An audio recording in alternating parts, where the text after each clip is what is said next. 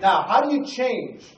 I'm going to give you some information today, and this is going to start a process. It won't finish a process, but it's going to start a process for you. Why do I say watch networkmarketingpro.com every day?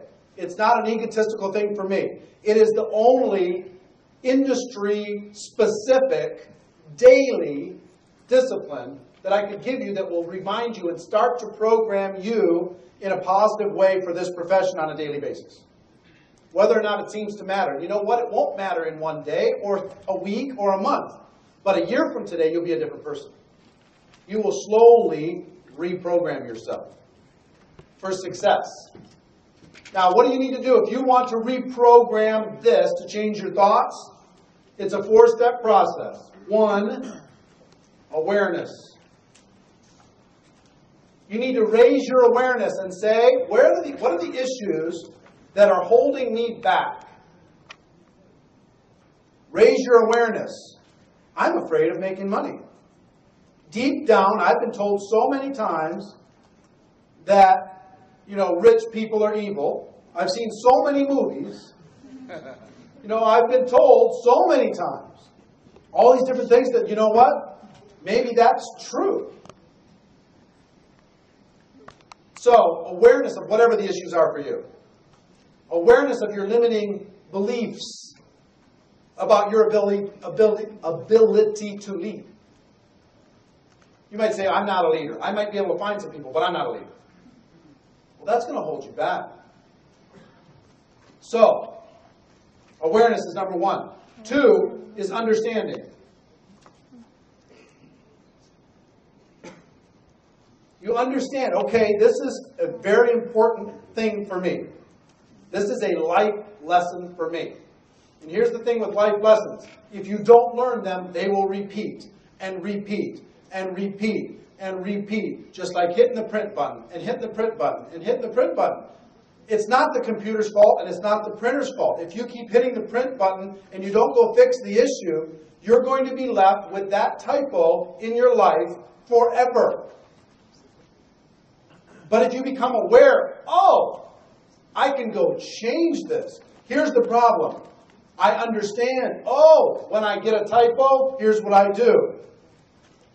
3rd step is disassociation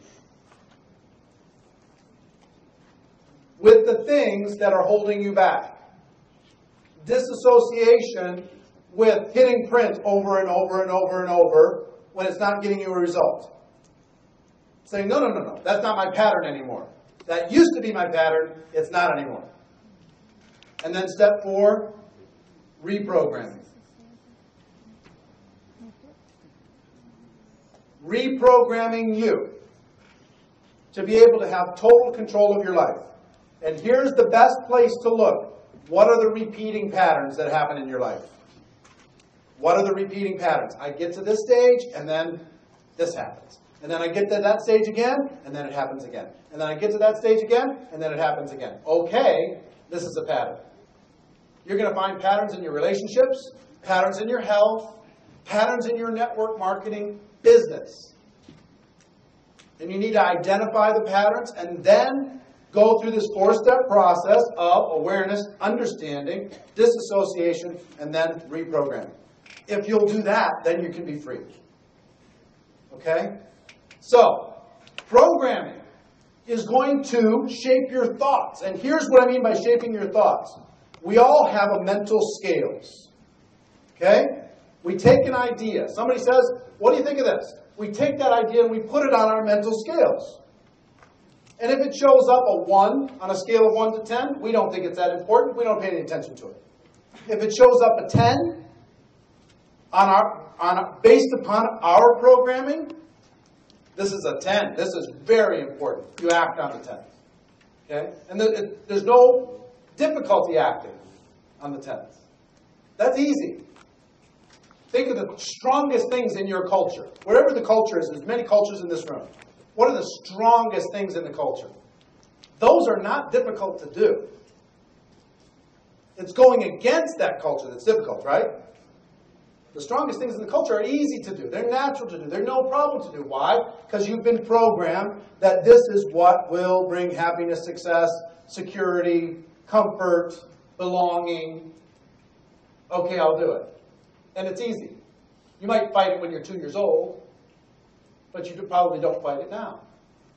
Okay, you put it on your mental scales. You weigh it. Okay, this is important. And bam, those thoughts will make your attitude be easy. You'll be excited about doing it. You're happy about doing it.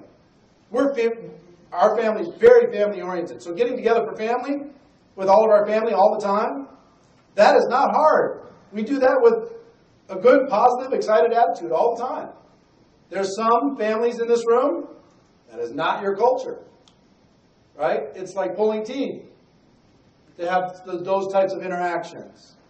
It's just a difference in culture, difference in thoughts, difference in programming. Okay? So let me give you a couple things about attitude. Programming leads to thoughts. Thoughts lead to attitude. Feelings. What you think will determine what you feel.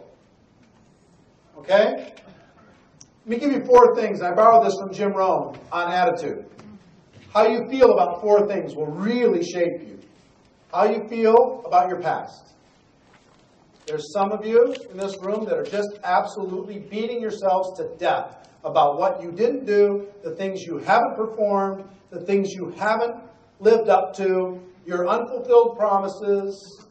You're beating yourself up because maybe you fell short of that mark. And this might be just now, but I'll tell you, if it's a repeating pattern of feeling bad about the past, that's something that you need to reprogram. Here's my opinion. Use the past as a school to learn from. There are no good or bad experiences, in my opinion. Only learning experiences. Right? So you do something and it blows up. You just got to say, what did I learn from this? Okay, I can apply that to better programming for tomorrow. All right? So, how you feel about the past, don't beat yourself up about it. I see so many people inside of our profession that absolutely bludgeon themselves every day. Bam, I'm so bad, I'm so bad, I'm so bad, I'm so bad, I'm stupid. I blew up my group, I wrecked my warm market. I'm such a dummy, I'm such an idiot. True or not true? True. True. You got to just understand. We're all going through a journey together. We're all learning together. We're all trying to find our path together. And you're going to learn some things. You're going to make some mistakes. But so what? No good. No bad experiences. Just learning experiences. When you have success, what did you learn from it? When you have failure, what did you learn from it? That's all you need to worry about. It's one big, huge experiment to find our path. And if you use every experience to create better programming, then you can have a better future. But if you use all the past experiences to beat yourself up, guess what you have to look forward to again? The same thing. You're going to spend the rest of your life beating yourself up. Creating regrets that don't need to be there. Do you hear me? Those regrets don't need to be there. Just take it, learn from it, and let's grow. Okay? So how do you feel about the past? Second, how do you feel about the future? The power of the future is an awesome force. It's amazing. But your vision for your future has to be so strong that it'll pull you through all the obstacles. If you can paint a strong vision for the future, for yourself, you can say, okay, now I can get there. That vision will pull you through. But if it's weak, if you don't have a vision for the future, you just have a vision for today, it doesn't matter what obstacle shows up. It's going to be enough to stop you dead in your tracks.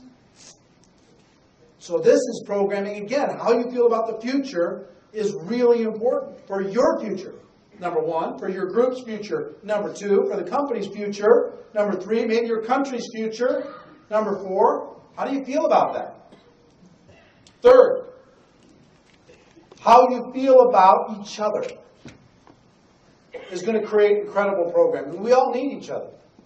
You know, we all have things to bring, and values and skills and stories. I wish we could hear all of your stories. Your story would be amazing. The world needs to hear your story. We all need each other.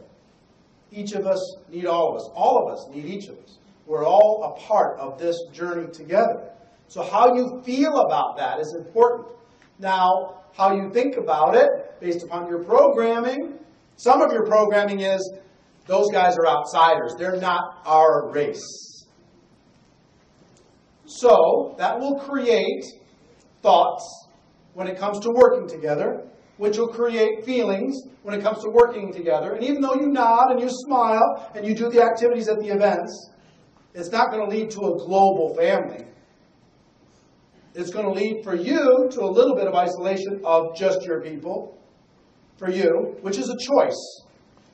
It has nothing to do with reality. It's just a choice. So understand, on the most important of levels, we're all the same. There's a few cultural differences here or there, but we're all the same. If you learn to understand and appreciate each other for what we bring, and our diversity and our differences, we don't need to have the same religious background. We don't need to have the same race. We don't need to be of the same kind of, bunch of teachers or a bunch of doctors or a bunch of whatever. We can have all different kinds of walks of life, all different kinds of ages, and we all have something to bring. Okay? And the fourth thing is how you feel about yourself. How you feel about the past is one. How you feel about the future is two. How you feel about each other is three. Really important, especially as you're building a group. And how you feel about yourself is something that you need to program every day through the books that you're reading and the things that you're listening to and the stuff that you're watching and the classes that you're going to and there's people you're spending time with. That needs to be building up how you feel about you. That programming will lead to your thinking, which will lead to your feeling, which will lead to your activity. You can't shortcut it. So is that good stuff? Yeah? All right, good. So programming leads to thoughts. Thoughts lead to attitude. And attitude leads to activity.